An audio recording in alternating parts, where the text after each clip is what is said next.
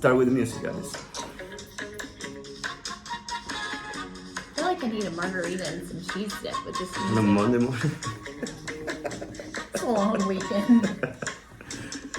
Welcome to episode number 7. Seven. Man, we're growing up. 7 Yes. episodes, huh? Yeah. And today we're going to talk about Lake Murray. water. Yes. The lake, our The favorite reason place. everybody wants to move here. I thought the reason everyone wants to move here was to get to know you. Maybe, but probably not. I think that Lake Murray is a big reason. School system is another big School reason. systems and location. Cost of life is another reason. Yes. I'm not going to go into it, but politics is also a reason for Agreed. people moving down here. There's also a lot of growth in the industries around here. So Yep. jobs, relocation. But today we're focusing on Lake Murray. The lake. So, Alison, I know that you put some research in there. You're going to pull it up. I did I'm going to some pull up those stats, numbers sure. that you got. Well, first, let's tell them a little bit about Lake Murray. What do you want to tell them? Well, it's a man-made lake. Mhm. It's not naturally occurring. Mm-hmm. It was built in the 30s for hydroelectric power. Okay. So it actually was not built for recreational use. Mm-hmm. It was built to supply electricity to the Okay. homes. And I think it's super cool that there are still like houses, bridges, cemeteries under the lake. Under the water. Yeah. Yeah, that. Actually, this season they lowered the lake a lot more than they usually lower it. Yes. And there were some spots that you can see headstones from old cemetery. Peeking out. Did you actually get to see I it? didn't know. I went out on the boat. It was a late December, and I hit the bottom on places that I've never thought that I was going to hit bottom. Yeah. Like right in the middle of open water, and you think that's gonna be deep. Well, Not think so about much. it. No, it was nighttime too. It was not. Yeah, it was wasn't not. smart. You shouldn't put it at nighttime anyway. But no, it was so Wait, low. why not? It's, If you're prepared, you're fine to do it. no, you're not. What are you talking about? You cannot be prepared for what other people are going to do. If that's the case, don't get out of your house. You know. But we had a near miss about 7 years ago now, Uh-huh. and I will not boat at night after that. Okay, that's your opinion about boating. I mean, there's a lot of good stuff happening on the lake at night, like the fishing at night. I agree, but it scares me. Actually, my buddy and I, we had he learned from somebody else, and then we did it ourselves. It's called a green light fishing. Oh yeah, It happens at night. I've never done it before, and I did and it. all the fish come up to the surface. All the fish come and hang out around these dock lights that people put. They're usually green. Yep. So you go over there in the middle of the night and fish. It's cheating. I was about to say it's cheating. It's almost like hunting over bait, right? I'm telling you, it's we catch a lot of fish, and it was pretty easy. But again, that's lake at night. You know, Yes. I would not do something because of fear. You know what I mean? Like, I take calculated risk, but I don't let fear dictate what I'm doing or what I'm not doing. Does that make any sense? It does make sense. So anyway, back to your research. Let me Back see to your my numbers. research. Mhm. So people are moving to our area Mhm. for various reasons, but Lake Murray is a huge reason. And we love selling Lake Murray real estate, right? We do. But there are some things that you need to know about it. All right, go ahead. All right, Read them so- to me, and I'll ask you questions about it. Okay, so first of all, I pulled what is sold in the last 12 months Okay. on Lake Murray. And I also pulled what is currently for sale. So a lot of people come here, they look at the houses, and then they say, well, I'd really like to build on the lake. Mm-hmm. So right now there are currently 55 lakefront lots for sale. When you say lakefront lots, are all of them allowed to have a dock? No, they are not. And that's something that's really important for potential buyers to know, is that just because the property touches the lake, you cannot necessarily have a dock on it. So 38 out of the 55 lots that are for sale right now are dockable or Okay. dock approved.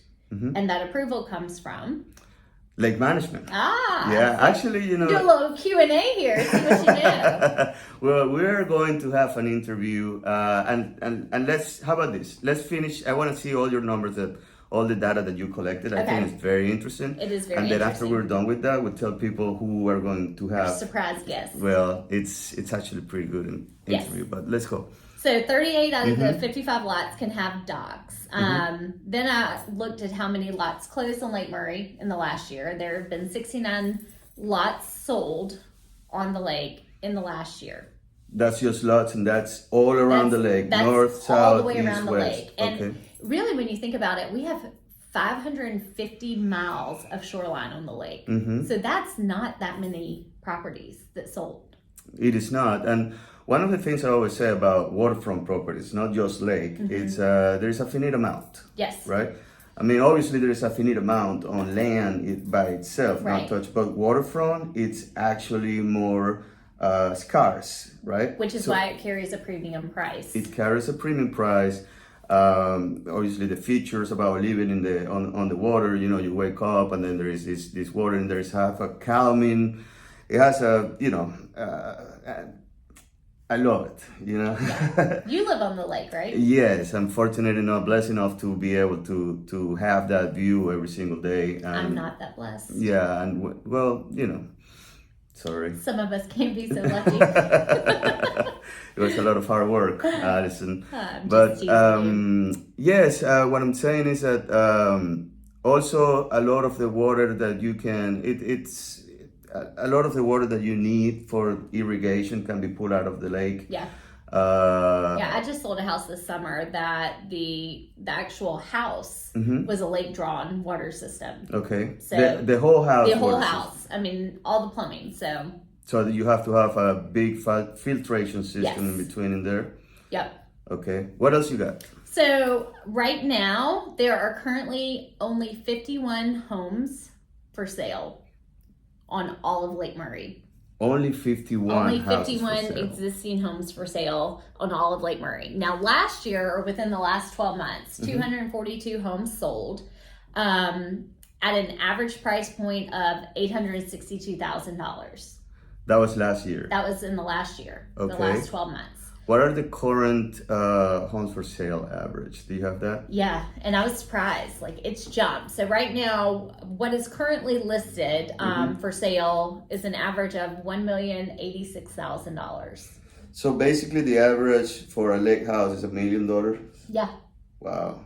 And that's from Chapin to Lexington to Leesville, Prosperity, all the way around the lake. Okay, I want to make a clarification in there because when you say average, you're taking every single house in consideration. Yes. And for the lake, you know, there's very hard to take an average and take it.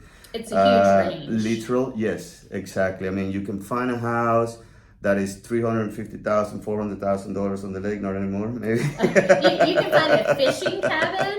Yeah. That either needs to be completely renovated or bulldozed, maybe for that. If you do, let me know because I have somebody looking. I got you. And then you can find a $4 million house on the lake. So that would throw that average completely way up. You know, because of that massive, you know, 8,000 square feet with 300 feet of shoreline house. Put it into the market, correct? But I mean, if you think about the Chapin area right now, I can think of one house for sale on the lake under $1 million, and it's at $954. Yeah, that's a premium that waterfront property carries, and you know, since it's a finite amount, everybody wants it, and people can pay it. The market dictates the price. It does, yeah. So the one thing I noticed, also not just the average sales price went up, but the average days on the market has gone up. So they're not selling as fast. They're not selling as fast. Because? I think because we have seen a stabilization in the market since things have died down with COVID. And I think sellers are still expecting that 20-30% equity gain that they got between 20 and 2022, and it's not there. So I think right now some of these prices are a bit high, and until sellers get a little bit more reasonable. So you think the prices on lakefront properties are going to come down? I don't think they're going to come down. I don't think you're going to see a drop in your equity, but I think what people have it listed for currently is a bit high on some of these. Okay. And until they get more reasonable, they're going to sit longer. I see. I see also your think point. buyers aren't as quick to come in and jump on something they haven't seen. I mean, we were seeing a lot of purchases sight unseen. They're also not as quick to jump into multiple offers. Yeah. Because they're, dealing with the higher interest rates. And then also a lot of the homes on the lake, you've got to do renovations too. Yeah, and I also think that the last couple years, 22, 21, there was such a frenzy with the housing market, selling, buying, selling, buying, selling, buying, that by its own nature, have to calm down a little bit. Yep. Because now the necessity has been met a couple years ago. So now you don't really need to sell your house. And the average turnaround for a house is 5 years? Yeah, that's the average someone stays in it. So if you have so many people switching house and buying here and moving in and coming out 2 years ago, now you have to let that sink in order to get to another wave or selling and buying. However, since I don't want to move away from the lake right now, because we are going to have an interview with Billy Chastain. Yes. Billy Chastain is in charge of lake management for Dominion Energy, which basically are the ones that own and operate and regulate everything that happens on Lake Murray. So here's the interview. It's a pre-recorded interview, and I hope you enjoy it. Yes. All right, hello, and we have Mr. Billy Chastain from Dominion Energy on the phone. How are you, Mr. Billy? Hey, I'm doing great. Thanks for having me. All right, for people that don't know you, give us a little bit of the scope of your position as lake management. Okay, yeah, I'm the manager of lake management and parks and recreation for Dominion Energy South Carolina.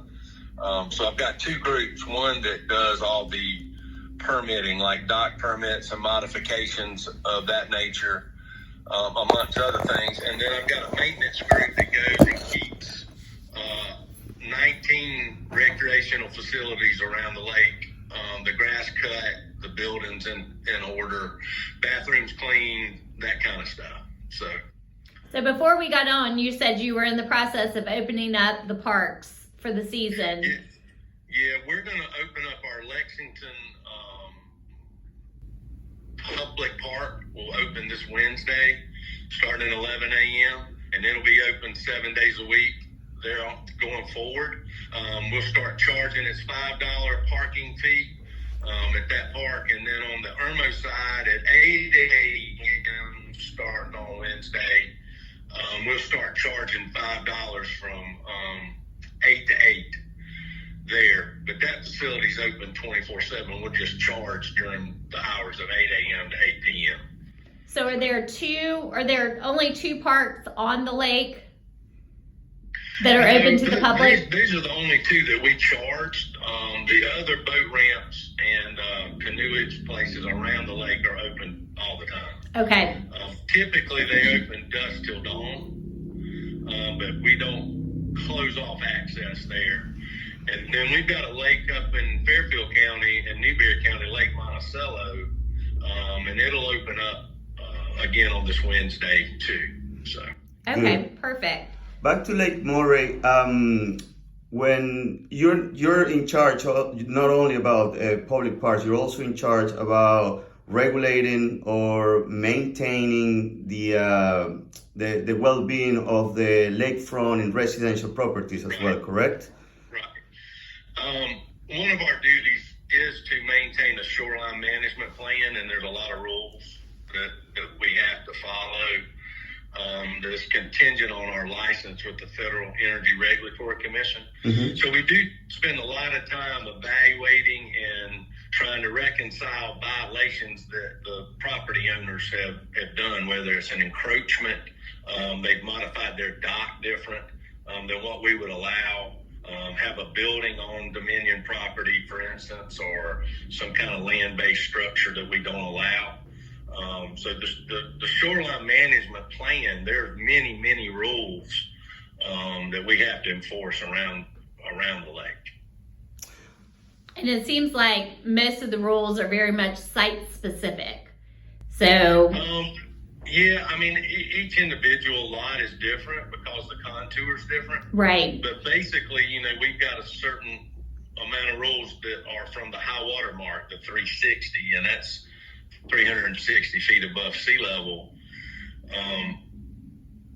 Out into the water, we've got a certain amount of rules, and then above that, if we've got a vegetated buffer, which there are a lot of those, a 75-foot vegetated buffer, and a lot of people try to privatize those. Mm-hmm. And so we're spending a lot of our time and resources trying to clear up where those incidents have happened.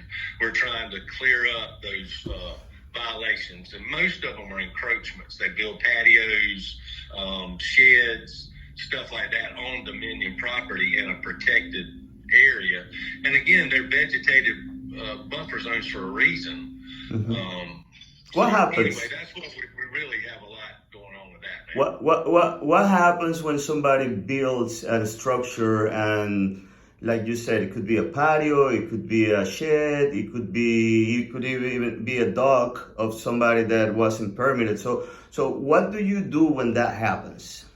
Well, there's a couple of things that we want to do. First of all, we're going to give the person more abundance of time to clear up whatever they've done. As long as they're working with us, typically we'll send out a 60-day notice letter saying that they need to clear up their violation within that 60-day period.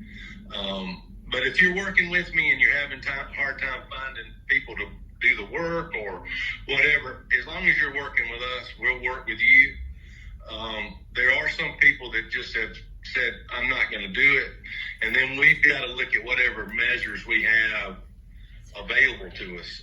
Recently, we did remove a person's dock because they had an encroachment on our buffer zone that they just, after months and months and months trying to deal with them, they didn't clear it up. So we removed part of their dock and canceled their dock permit. So in that process, before they can have a dock, they've got to clear up the violation, pay for whatever it costs to remove the dock, then reapply for a dock permit in order to have a dock again, basically. And we would have to approve that. So that's the last, I guess, thing we would do. Typically, we try to work with people the best we can to clear up whatever issue they have. Do you have a lot of those cases going on right now? Multiple. Yeah. Multiple. And it's mostly with the FERC protected land. Well, it's that vegetated buffer where people have built houses right up to the Dominion Energy property. And when they step out of their back door, they're actually on Dominion property that is a vegetated buffer. Well, they don't see it that way. They use that as their backyard, and it's not their property. Right. And some of them have been there for quite some time. 650 miles of shoreline, and my guys can't. There's only 3 of us doing, looking into those violations. So it's a challenge. But when we find them, we're addressing them now for sure. Of course, I'm getting more heat from the regulatory agencies on protecting these properties, and it's my job, so I'm going to do it. Yeah, we understand. Mr. Billy, change the subject a little bit. You mentioned the 360 line, so I wanted to ask you this particular season, this winter season that we just wrap up, the lake went down lower than I've ever seen it. Right. The 2 questions, I guess, that I have regarding this is, first, why did the lake went down that much? And the second question is, do you foresee that happening again? Yeah, good question. So typically in the winter season, we drop the lake from our operational level 357 to 358. We drop it down to 354 in a normal winter era, and that's to work on a couple of things. That sediment can drain down into deeper water, and it makes the quality of the water better, and it lets allow people to work on their docks individually, get out there and do some work on them to improve them, and it also helps with the nuisance weeds that we have in Lake Murray. You hope that you'll get, when you draw the water down, you hope you get a good freeze, and it kills off some of those and suppresses some of those nuisance weeds. Now, this particular year, in the past, we've done it every, say, 4 or 5 years. We dropped the lake to 350 feet. And again, that's on recommendation from DNR too, to help deal with that sediment runoff and the nuisance weed problem. So the further you go down, the more of that nuisance weed you hopefully can suppress. So that's what we did this year. And in our new license, whenever it passes, and we anticipate that, who knows, soon. It's been several years since we submitted our new license proposal, but we're going to do it every 3 years or so, drop it down to 350. What license are you talking about? Okay, we are under a Federal Energy Regulatory Commission license because we produce power with Lake Murray, and it's very specified on the lake levels for recreation. How we deal with recreational sites, we have to maintain those and a certain number of them. The license has got a lot of stuff, water flow for the lower Saluda, or whatever, but that license allows us to produce electricity. So we are going to abide by that license to a T, because we don't want to jeopardize any of that. Right. I think at the end of the day, a lot of people forget that the lake itself is not here strictly for recreational use, but well, basically it's here to produce power, and it's just great that they can recreate on it. Right. After people that move down here, especially from out of town, they're not familiar with that. They don't see the power plant now that's hidden behind the backup dam. Right. They don't even realize that it's producing power. They think it's just a recreational lake, and it's foremost to produce electricity. Secondly, for recreation, but we do have some guidelines that we have to abide by as far as recreation goes too. So I remember years ago when the new dam was built and the lake was drawn down for an extended period of time. Now I've heard a rumor over the last couple months that there may be plans for the lake to be drawn down again for another extended period of time outside of the regular winter months. Is there any truth? That's just a rumor. Okay. We are going to be doing a major construction event at the towers out. When you cross the dam, you see the big 5 towers out there. We're replacing the gates that regulate the intake of water, so we can open and close it as needed, as we need to produce power. So we are going to do a 2-year maintenance project out there in 24 and 25, but all that has been bid out at the high water mark, so we won't even have to lower the lake a foot to do that. Okay, that's pretty neat that you can actually do that. Something unforeseen, I can't say for specific, but it has all been bid out to be done without a drawdown. Awesome. That's good awesome. to know.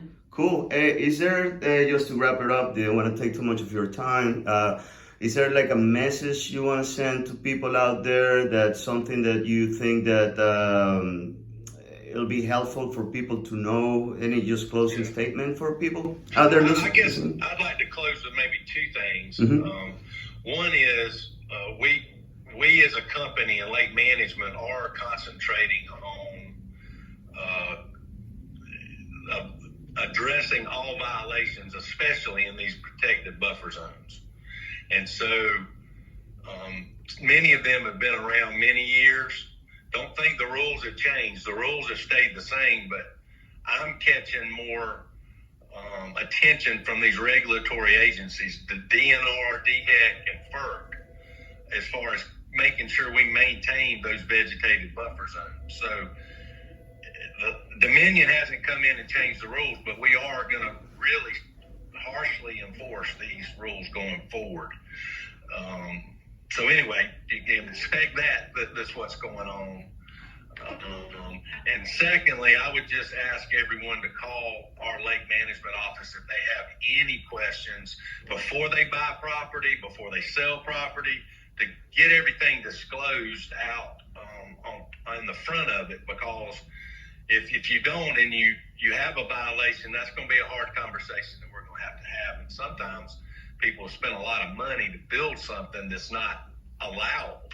So I've got to tell them, I don't have a gray area in there. You're going to have to tear it down, whether it be a pool or a shed or whatever, a man cave, you name it. It's been done, but we've had to make people tear them down because they're just not allowed. There's no leeway in that. Or even a dog, or even a dog that is sitting there. Even a dock, if it's not permitted, obviously, we would end up removing it if we had to.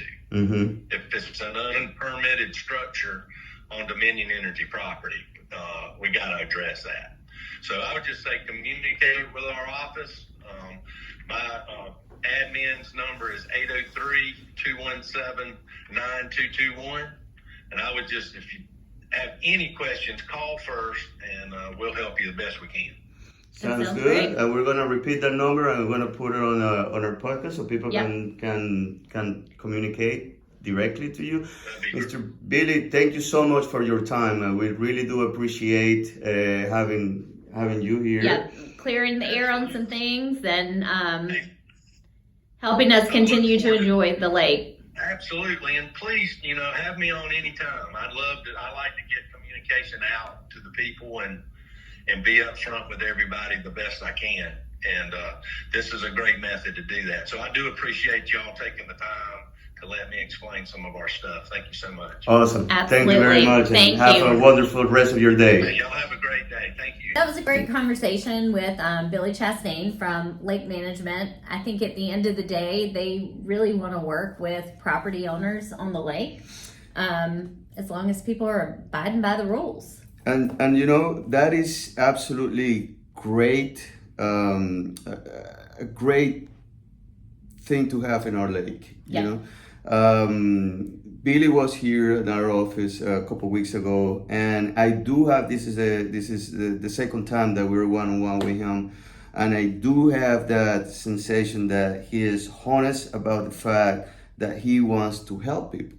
He's not out there to get you. You know what I mean? Or he's not out there to just make it hard for you and make it impossible. And here I'm the Lord of the lake. You're just here to do what I please. Right. He's very open about it. There's obviously some things that need to be corrected. Well, like he said, these are not new rules and regulations. It's just there are more people violating them, and I think a lot of it is people they don't know. Yeah, I agree with you. And that's why he was saying disclose. Yeah. Whether you're selling a property or you're trying to buy a property, almost each parcel that sits on Lake Murray is a bit unique. Not all of them have that buffer zone, that federally protected land. Yeah. And then the next door neighbor may have it. So I think that was super important and really nice of him to provide their information for anyone looking to buy or sell lake property to clarify any questions. And we're going to put the number down here somewhere on the comments or on the somewhere. Somewhere. There. We'll provide it. Just if not, just call us. Reward. Yeah, or just rewind and get the number. But yeah, I mean, even if you're buying a house and that house already has a dock on it, yes, you have to make sure that dock has been permitted. Otherwise, you're going to be buying the problem. Yep. And it's going to be your job to fix it at your expense. And it's going to be our job to make sure that dock is where it should be. That's and the other interesting point that we talked, it was about the lake level, the water level on the lake. I think that was very, because I've heard the same rumor. Yeah, it's going around big time. Why is that? People like to talk. People like to talk. Maybe they should open a podcast and just say, maybe we should open a new podcast and just call it The Rumors. The Rumors. The rumors Rumor around podcast. Lake Murray. Well, we hope you enjoyed learning more about the lake, and I did enjoy it. I think it was very informative. I think so too.